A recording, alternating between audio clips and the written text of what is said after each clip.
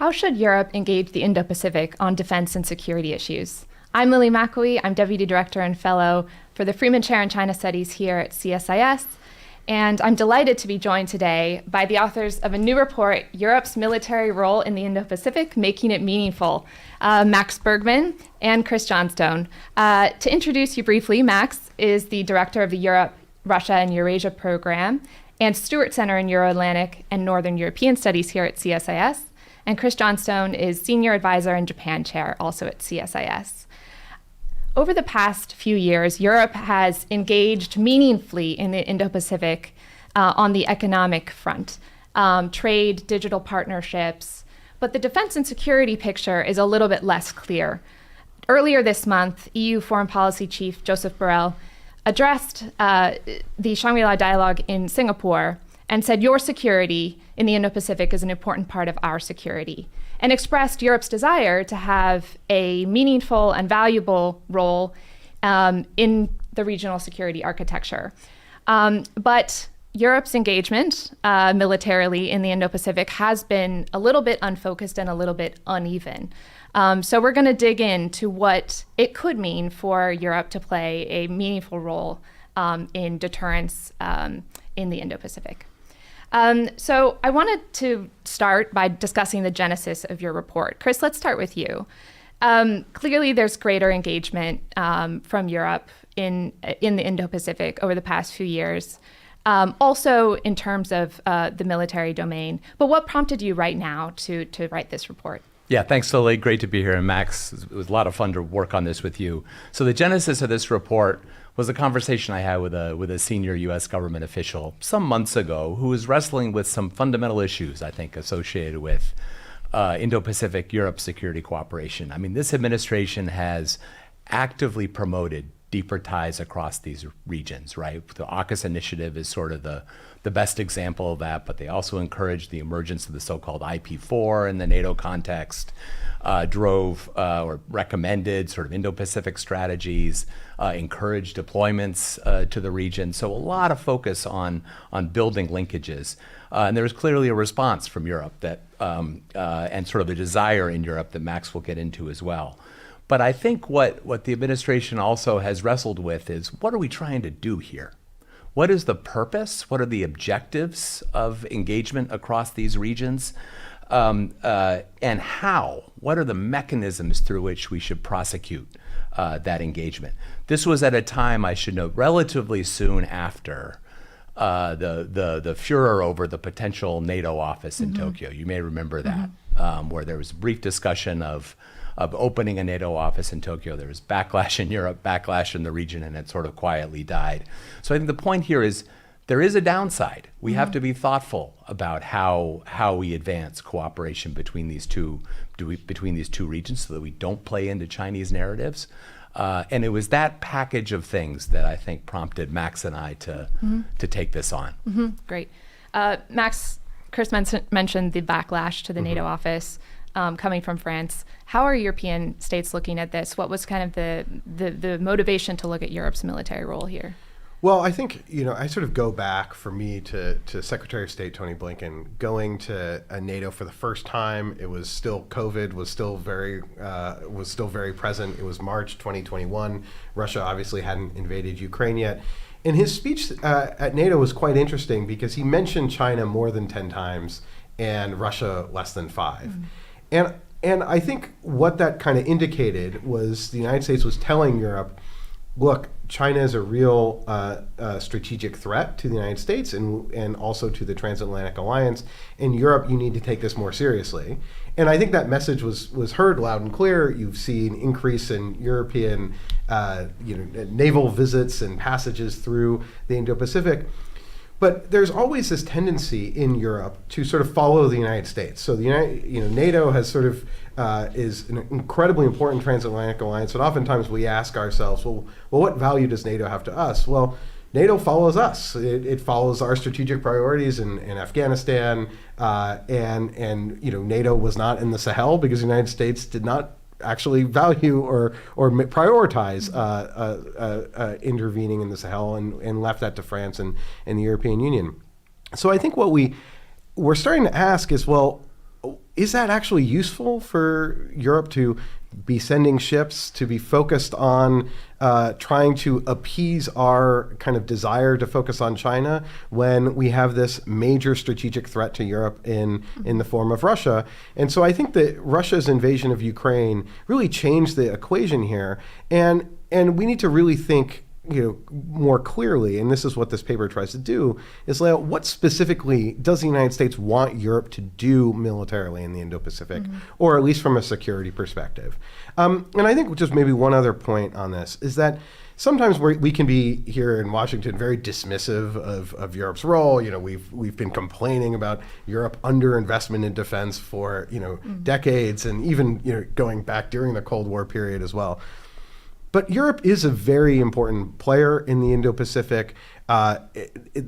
Economically, it is a powerhouse. The EU has an economy the size of the United States, and China, it's one of the largest investors in the region. And Europe itself has the strategic interests of a superpower. It has just as much of an interest in a free and open Indo-Pacific as we do. It has thousands of Europeans are living in Taiwan. So Europe is going to be an actor and playing an actor, and we see this when it comes to China policy, especially on the economic side. So it's important for us to think about what military role do we envision Europe to play in this region. That's, I think, how I see this report and one of the major impetuses for it. And I think that was, to get to your question, I think that was actually sought after. Europeans are scratching their head. Okay, we get you want China mentioned in a NATO communique. Okay, we can do that. But what are you actually asking us to do? Right. And just to add to that, 40% of Europe's trade goes through the South China Sea. Yeah. I mean, this is, the economic interests are there. Trade is a huge driver of European foreign policy. And I think that connection is there, right? Especially with this greater economic security mindset in Europe these days. Russia's invasion of Ukraine clearly showing that economics and supply chains are tied with national security, and there are national security vulnerabilities there, I think has created this more geopolitical mindset and more interest in engaging in the Indo-Pacific region. So I would hope that interest is there. I want to get into prognoses, but let's talk a little bit about some of the work you did for this report. Chris, I know that there were a few conversations that you had with IndoPacific Partners about Europe's role in the region. Can you tell me a little bit about those and sort of what are the attitudes of key Indo-Pacific partners in terms of Europe's engagement?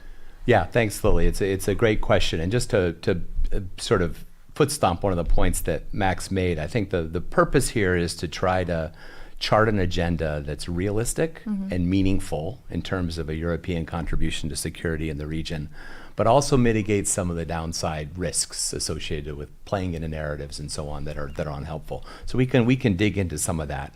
But to talk a little bit about sort of perspectives from the region. So first, Max and I hosted a couple of different roundtables with scholars from around the region and also scholars in Europe as well.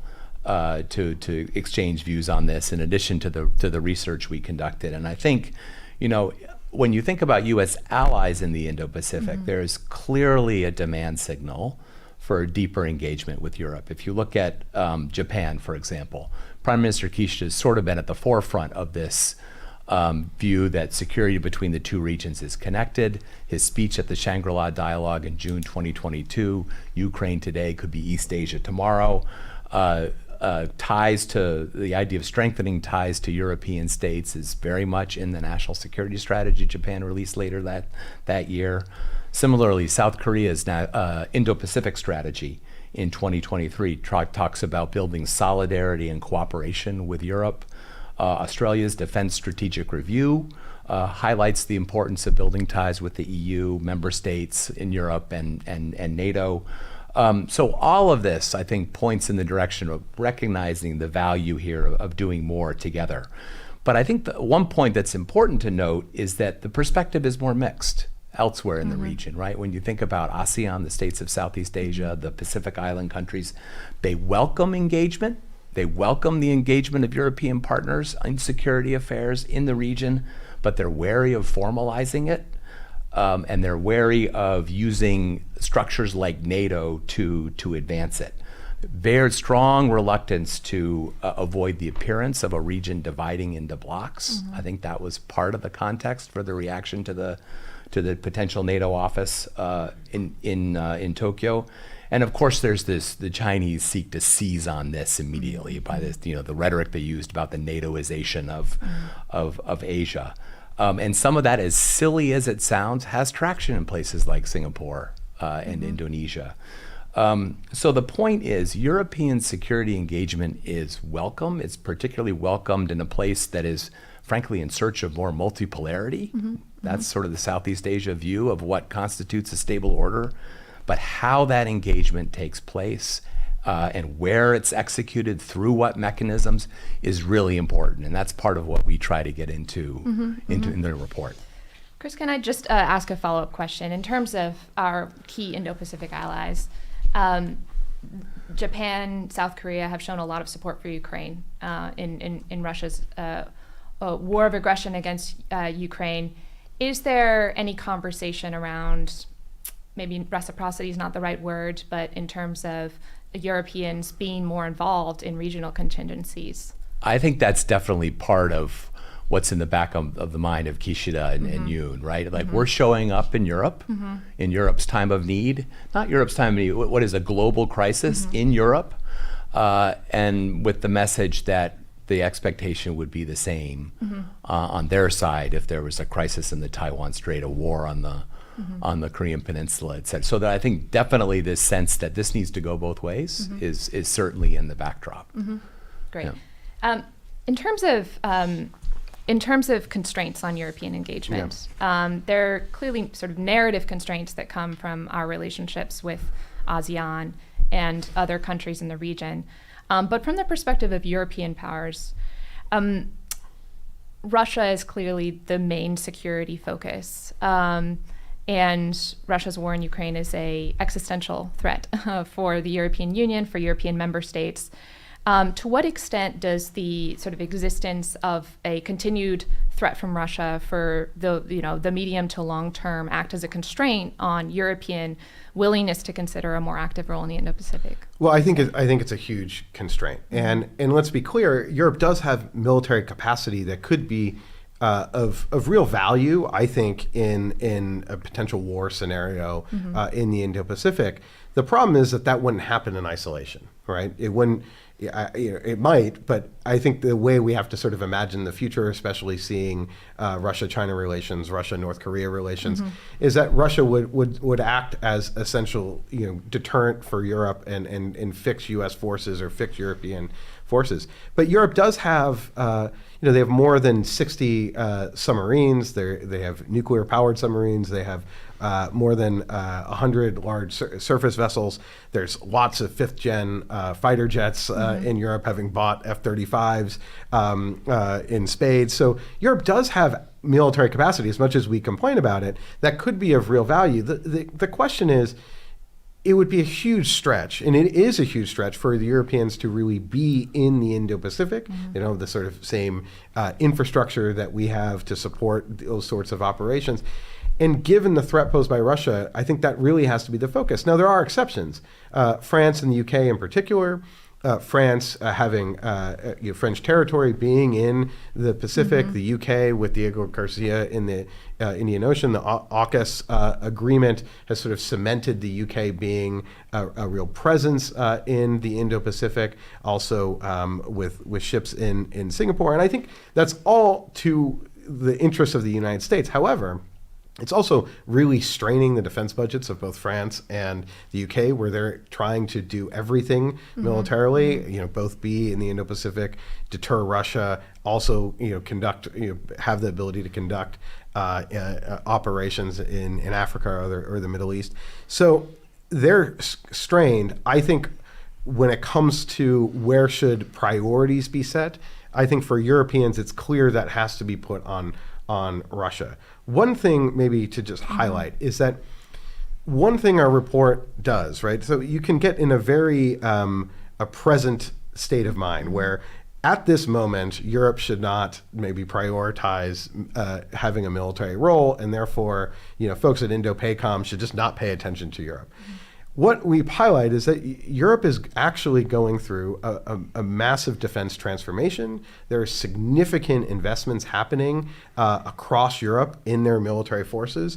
Countries, more than 20 countries are now going to hit 2%, some are hitting 4%. This defense modernization means that where Europe is today is not where Europe will be in 2030 or 2035, and we also don't know where the Russia threat will be. So it may be that in the present, short-term window, Europe has to be fixed on Russia, but perhaps medium term, there's more capacity there than present, and we don't know how the Russia threat will actually evolve. Just to build on Max's great points, I think so. That points us in the direction of I think a particular way to think about the role of Europe, the role of the United States, and the interlinkages between these two theaters. So if we think about the possibility of a major Taiwan contingency, this would of course impose massive demands on the United States military. And although we don't like to talk about it, it's almost certainly the case that such a contingency would draw on U.S. assets around the world, including in Europe. We don't like to talk about that. We do a lot of hand-waving in our discussions with allies about the implications of a crisis in the other theater and what it would mean for them. Not a conversation we naturally have. But I think one of the points that Max and I make is it's time to have that conversation with the Europeans. What would a crisis in Asia mean for U.S. force posture in Europe? And therefore, where should Europe be focusing its investments? Because we could find ourselves, given the linkages between these two theaters, given a context in which Russia may seek to take advantage of U.S. focus in the Indo-Pacific, ensuring that Europe has the ability to sustain deterrence and respond to crisis at home while the U.S. is shifting focus to a Indo-Pacific crisis. Our national defense strategy sort of sets out in very vague terms the idea that we're constructing a force that can prevail against one peer competitor and preserve deterrence against another at the same time. That's undefined, right? But it speaks to the idea that it will be very hard for the United States to do both at once, and therefore it's time for an honest conversation with our allies about the linkages. I want to talk about your ideas for where Europe can engage, but before I do, tough question to you, Max. Is Europe ready to have this conversation? I think that, in Brussels, there's clearly an advanced conversation about what a Taiwan contingency would look like. In the member states, maybe not so much. Where are kind of the main European players on this question? So I think the main European player is actually right here in Washington, and it's us. I would sort of flip it. Are we ready to have that conversation? Because there is this concept that Europeans talk about. We did an event actually in this very room about a month ago on a European pillar of NATO. And the idea there isn't to sort of replace the United States, but for Europe to build redundance. Right now, if there's a war in Europe, if Russia were to come over the line in Estonia, it's actually the United States that starts to fight. And then NATO has a meeting, and hopefully NATO then gets involved, but it's the United States quarterbacking the effort, and also Europe relying on all these assets. So part of the question for us is, and this we don't really go into this in this paper because it's a longer conversation, is we like our position in Europe because we get to call the shots. And we actually don't actually want structural change in Europe, despite the fact us complaining about lack of European spending. We want Europe to spend a bit more, but us to still quarterback. Now, I don't think there's any threat to the United States not being the quarterback, but we want to have a backup quarterback. There needs to be an ability, I think, for Europe to fill the gaps and not be so fully dependent on us, because their forces don't, their ability to fight together, they don't buy the same equipment. It's a real, they haven't organized themselves to think as Europeans and fight as Europeans, and that would be a real strategic mindset, but it requires us, because of our position in NATO, actually wanting that to happen. And that will also require, that will be a major issue, structural challenge for the Europeans. Yet the one thing is we know Europe can integrate. The one area where it hasn't is on defense. And it's not because there hasn't been a desire. I mean, every other sector Europe is integrating in ways that are, in some ways jaw-dropping to people if they were to look at that 20, 30, 50 years ago. But on defense is sort of the last frontier. And so I think that's part of what's necessary here to build some of that resilience that if the United States is fully focused over here, now we still may have U.S. Army and other assets, but Europe has to have this capacity to act. And I think that would be through NATO. NATO would be doing that role. But so there's going to be some real structural issues, but it's both U.S. and Europe having to kind of think about this together. If I could just add on that, I think one thing I want to be clear about, we are not advocating that the United States should focus on the Indo-Pacific and sort of step away from its commitments in Europe. That's not at all the argument here. It's really sort of coming to terms with the reality that a major Indo-Pacific crisis would have implications for Europe that we need to talk about and prepare for. And I think that's a key sort of nuance here that I want to be sure isn't lost in our point. Military planning is about planning for things that you really hope will never happen, right? Yes. But it seems incumbent upon us to plan for a scenario that is imaginable. We really hope will never happen, but that is a scenario in which U.S. is pulled in all directions and Europe really has to step up. And it's in the context of this focus on being able to fill the gaps. With that as the backdrop, it's from that premise that then, in our view, European states should think about engaging the Indo-Pacific, but with that foundation and premise as the starting point. Right. So Max mentioned that if we look 10 years out, 15 years out, we don't know how the Russian threat will evolve. We know that Europe is investing in its defense and security capabilities and will be a capable actor able to engage. Let's talk about what you recommend. I love this report because it has so many concrete recommendations. I think 12 concrete recommendations. So maybe we can split them up between you two. But let's dig into your recommendations here. Chris, over to you. Yeah, sure. So I'll do a couple at a time or something. But I think the first point is how to think about NATO is maybe the first point to make here. Because we're about to have the NATO summit here in Washington. The IP4, or at least the IP3, are going to be present. It sounds like it may not. The Australian Prime Minister is a bit uncertain. We'll see. So I think it's important to think about how NATO fits into this. And where Max and I come down is NATO has an important role to play, but that role is primarily in Brussels and in Washington. In other words, bring Asian partners to NATO for the information sharing, for discussion of best practices, for discuss things like standards for weapons production. That's an incredibly valuable conversation, important conversation to have, and building out an agenda focused on those areas is really important. Lessons learned from coalition warfare, that's another sort of area where I think NATO can be helpful, but not in Asia, where I think, in other words, not bringing a NATO structure to Asia. In our view, there's more downside than upside to that. So that's one point. In Asia itself, our view is that bilaterally, individual member states, minilateral groupings, the EU itself, Max will talk about some of that, is the best place to focus. So maybe I'll start with that point. Yeah, great.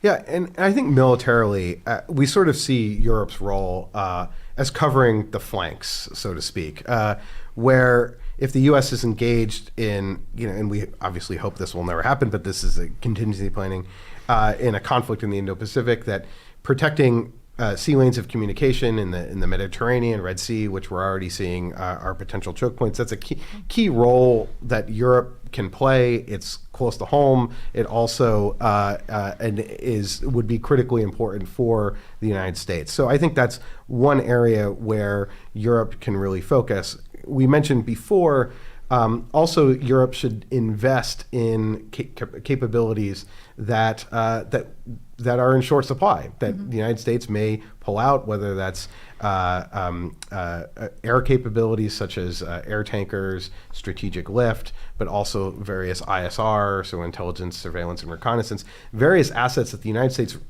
really provides to the alliance that may want in the Indo-Pacific if U.S. forces are under fire. So I think that's those are kind of key areas, and we're not quite seeing Europe really focus its defense investments in those areas. Mm-hmm. And can I just follow up on that? Is that a question of sort of EU-wide engagement, or is it certain players that are already more active in the Indo-Pacific in terms of France, Netherlands, Germany? So I think this is where one of the big challenges, and this is a challenge for European defense cooperation, is you have these big kind of strategic assets, like air tankers that are very expensive. And actually, it's a prime example of European defense cooperation right now is that there's something called the European Air Transport Command, where Europeans pool the money to jointly buy these systems. And I think what the problem is that hasn't happened at the scale needed. So there needs to sort of be the scaling up to really focus on how do you get forces in Portugal to Estonia if you're engaging in a fight with the Russians, and how do you move forces across Europe? How do you keep your fighter jets in the air? Those sorts of things that Europeans don't quite have to focus on because that's what the U.S. provides, those sort of capabilities.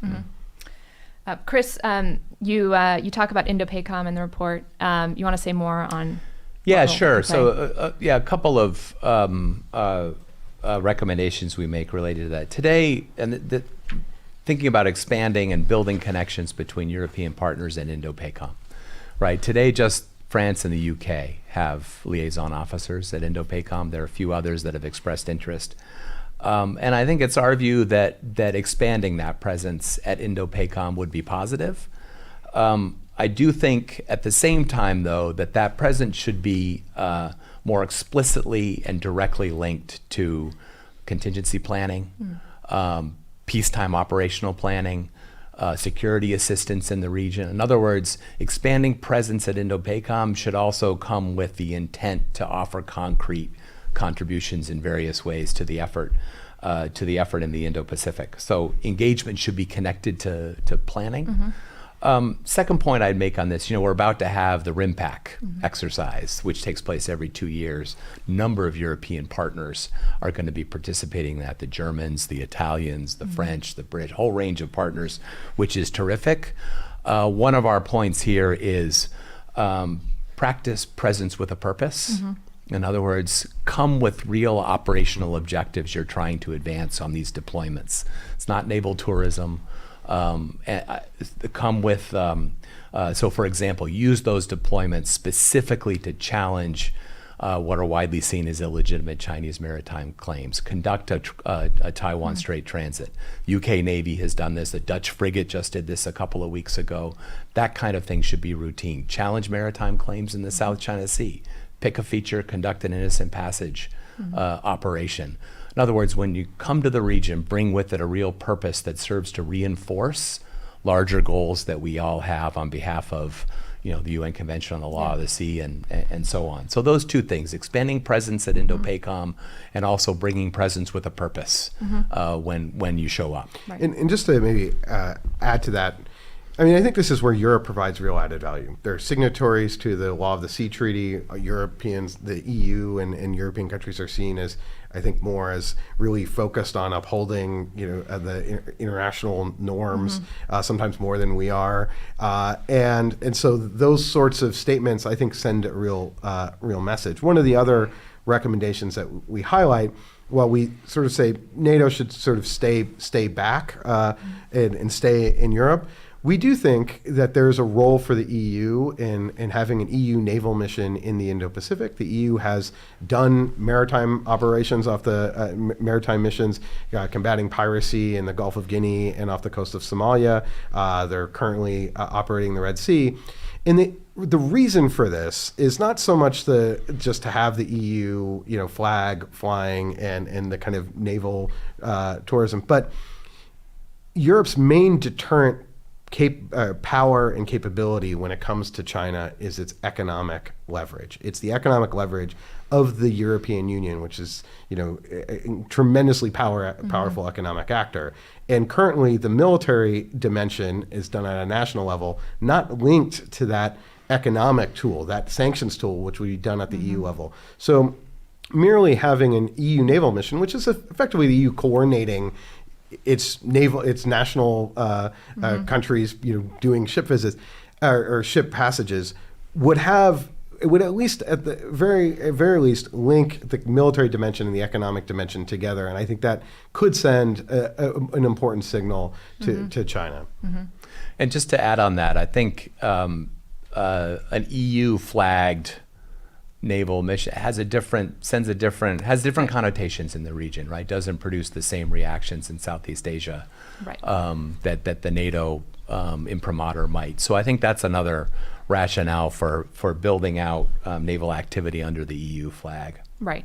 Also makes it easier for European member states to engage under an EU flag when it has to do with even subtly confronting China. Yeah, it's good for both. And there may be more European participants because it gives a degree of coverage. And to be fair, the EU has created something in typical Brussels speak, the anti-coercion instrument after China's sort of aggressive retaliation against Lithuania when it increased its diplomatic recognition of Taiwan.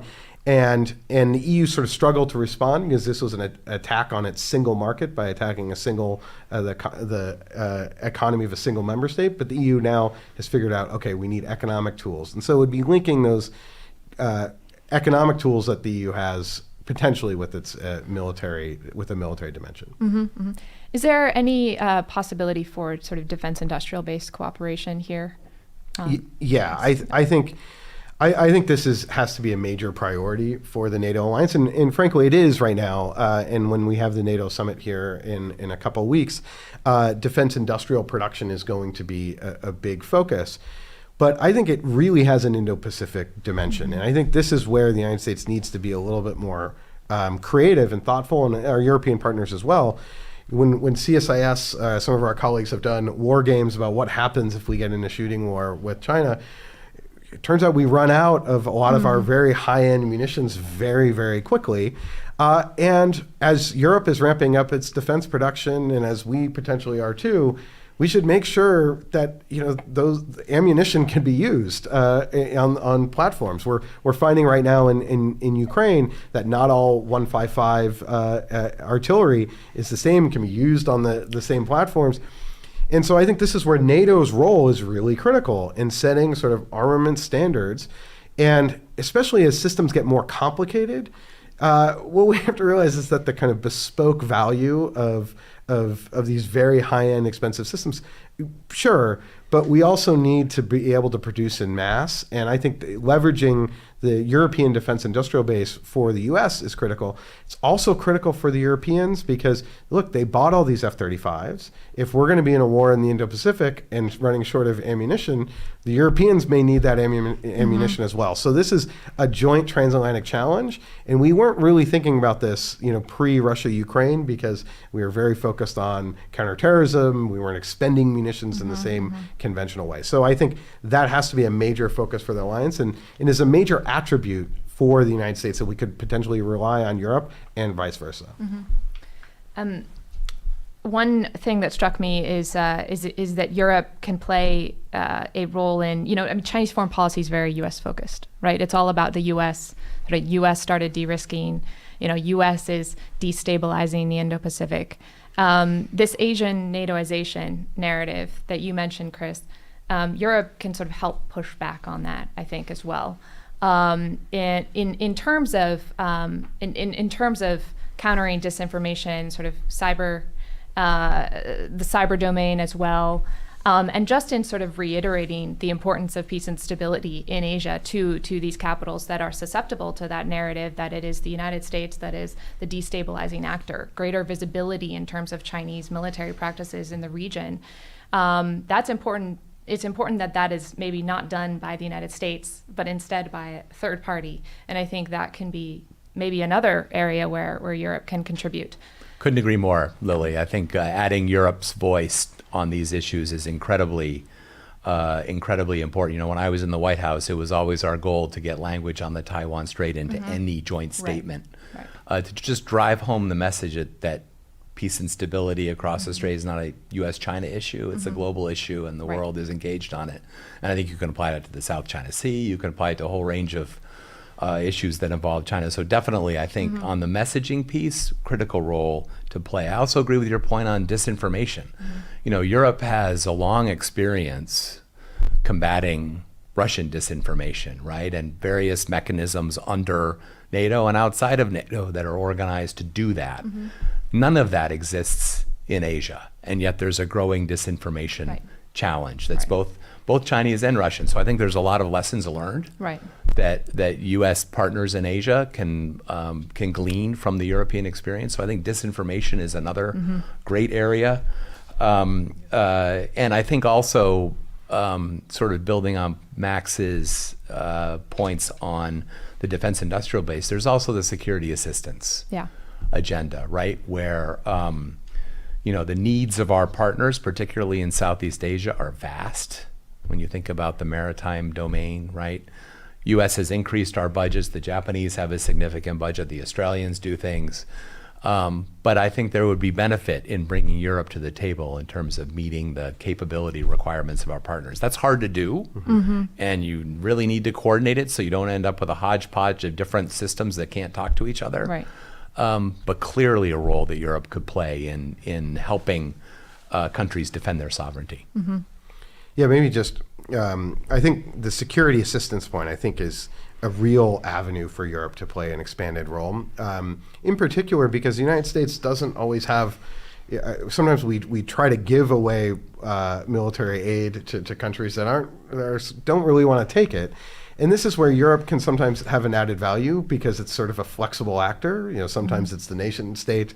So, you know, France and India, for instance, have a very robust defense cooperation, while you know, some European countries have colonial legacies, some don't in various countries, and then you have the EU, which is sort of this faceless actor, where I think many in the region see it as effectively an economic player, and are sort of surprised that it might have this military assistance tool. And just to unpack this a little bit, at the beginning of the last European Commission in 2019, they created the European Peace Facility, which in typical European speak is a European security assistance tool, with actually had quite a bit of funding, about $1 billion a year in funding, and that has once the war in Ukraine started, that fund has been used for Ukraine, and the amount of money going to that has increased dramatically. Now, over time, it's going to rebalance a bit, and potentially has a real Indo-Pacific